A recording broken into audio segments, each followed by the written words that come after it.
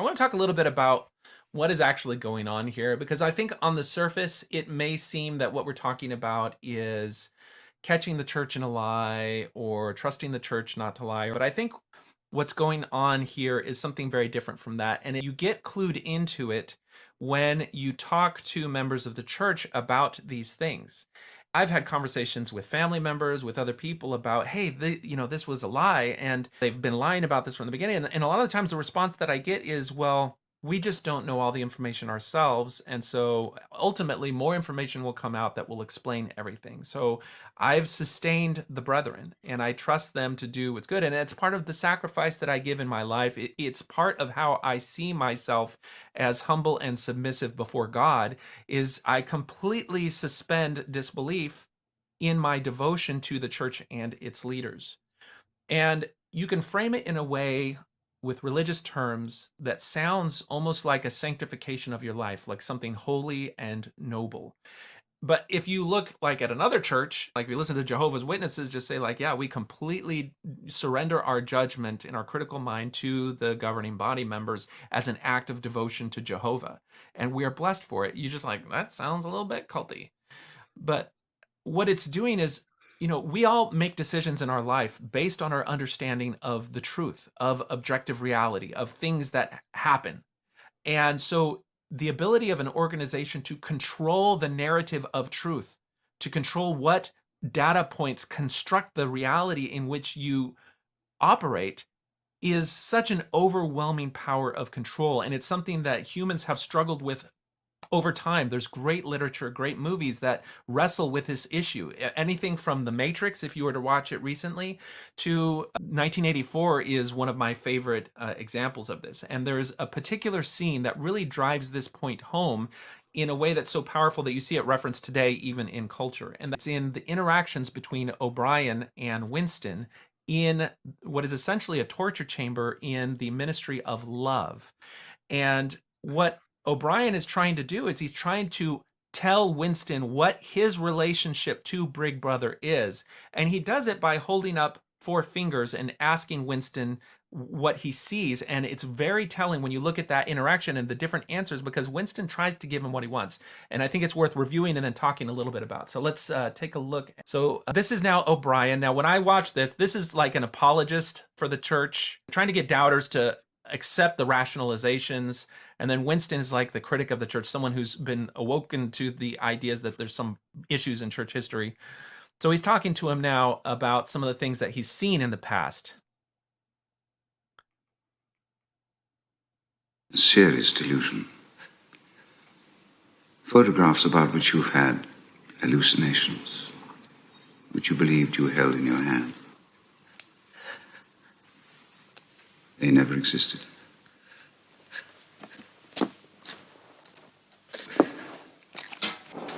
So what we're seeing there is Winston worked in the Ministry of Truth, and his job was to take people that existed and to blank them, put them down the memory hole. And so it's kind of like a church history researcher. He's looking at things that happen, and then he's seeing the Big Brother completely erase them from history and pretend like they didn't exist. And he knows it.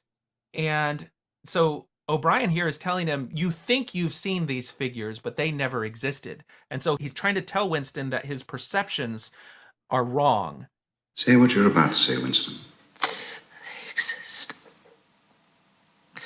in memory. I remember. You remember. I do not remember. Only the disciplined mind can see reality, Winston. So he burns the pictures, puts them down the memory hole, and then he tells Winston, tell me what you're about to say. And Winston says, they do exist. They did exist. They exist in memory. I remember. You remember. And Obrien now gives him an example of how you are supposed to interact with the truth. When Big Brother tells you something is not true, did not exist, is not part of reality, you accept it. And so he says, I don't remember them. And then he says it takes a disciplined mind to be able to interact with reality. And this reminds me so much of Oak's part at the end where he says you really have to have a sophisticated handle on the truth to understand and conceptualize these things in just the right way. So then we're going to continue. It's an act of self-destruction, an effort of the will. Do you remember writing in your diary, freedom is the freedom to say 2 plus 2 equals 4? Yes. How many fingers am I holding up, Winston? 4. And if the party says there are not 4, but 5, then how many? 5.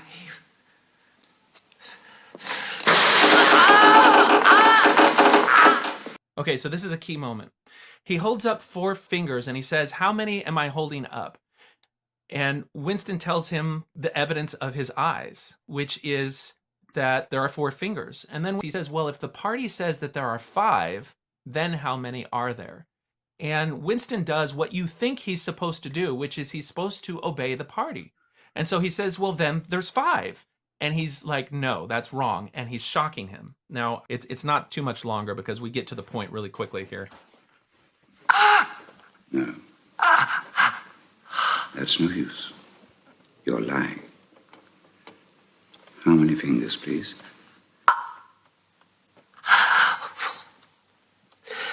4. What else can I say? 5, 4. Anything you like. Only please stop it. Stop the pain. How can I help it? Okay, so he holds up 4 fingers again and says, how many fingers? And Winston's like, 4. What else can I say? 4, 5, anything you like. He's always rooting things either in his own senses and objective reality or what Big Brother wants him to do, but neither of those answers are correct. We then have a segue where Obrien is cradling him like a child and talking to him. How can I help what I see under my eyes? 2 and 2 makes 4. Sometimes, Winston. Sometimes they're 5. Sometimes they're 3. Sometimes they're all of them at once. He started this interview by saying, do you remember what you said? Freedom is the freedom to say 2 plus 2 equals 4 and all else follows. And what he's got to do is he's got to break Winston away from that attachment to objective reality. And so he's cradling him now. And Winston's saying, you know, how can I reject the evidence of my own eyes? If 2 plus 2, they equal 4. And he says, well, sometimes they do, but sometimes they equal 5. Sometimes they equal 3. Sometimes they equal all at once. And what he's doing is he's breaking down Winston's trust in his own senses, his own internal autonomy to say things are what they are, because that is the thing that would allow someone to throw off the boot that they are under. So let's continue.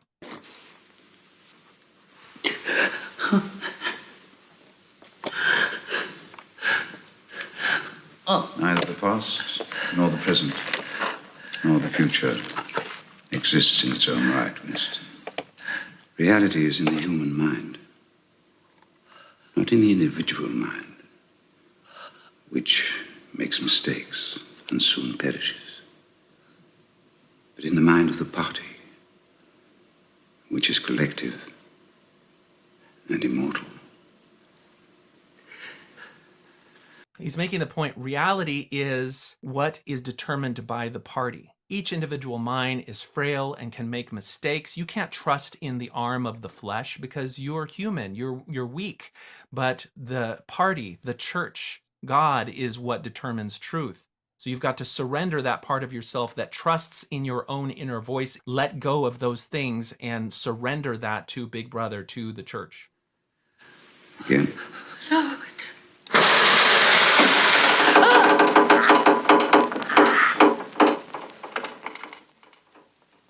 How many fingers, Winston? 4. 4. I suppose there are 4. I tried to see 5. I wish I could. Which do you wish? To persuade me that you can see 5, or really to see them? Really to see them. Again?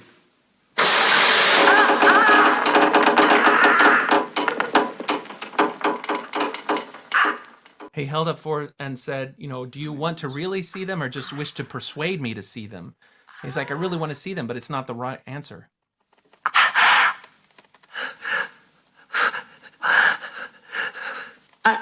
I don't know.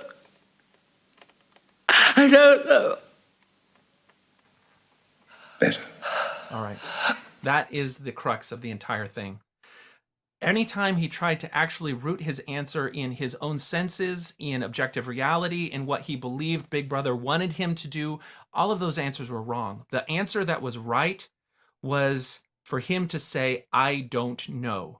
I have no hold on reality. I have no ability to discern anything, because he completely surrenders his hold, his ability, any tool set that he has to tell one way or the other. As soon as he lets go of that, then he is able to fit the paradigm that Obrien is imposing on him. So when you read Fair Mormon articles and you read the defenses of the church and everything, they're going to give you any examples, any justification, any rationalization at all, because the whole point is to inhabit the reality that Big Brother, that the church wants you to inhabit. And your role as the member is to be like, I just surrender. I trust the brethren. I surrender all of my agency, all of my critical mind, and I trust and suspend disbelief.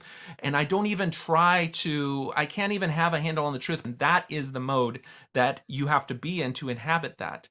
And so when we talk about the leaders lying to the members, what they are doing is they are manipulating and constructing the reality that they want you to accept, because that then frames how you interact with the church. And the correct way is to be one. When they say, if you are not one, you are not mine, that is, you have to be at one in mind with the brethren. And when the reality of the brethren changes, your reality changes as well, and you can't even remember it. When this whole issue of the gays and the church came up, I asked some people who were in the church, what does it mean to be gay? Is it a choice, or is it something born in? They were like, it's a choice born of iniquity. Then a few years later passed, and the church released the Gays and Mormons website. I asked the same people the same question. Some people are born with it, but there's like no recollection of it. Anyway, so that's the example of when we're talking about deception and the truth, what it means. It's both what the church is doing and how we as members are supposed to behave. And that's kind of my end to this. I don't know if you have anything you want to add to that, RFM. Thank you for your passive silence for a few minutes. It's not easy. Can I tell you a real quick story? Because it illustrates this point beautifully, which is this wonderful idea. Not just it's what we tell you, but that 2 and 3 or 4 or 5, and sometimes they're all true at the same time. Yeah. Okay. So I'm in high priest group, right?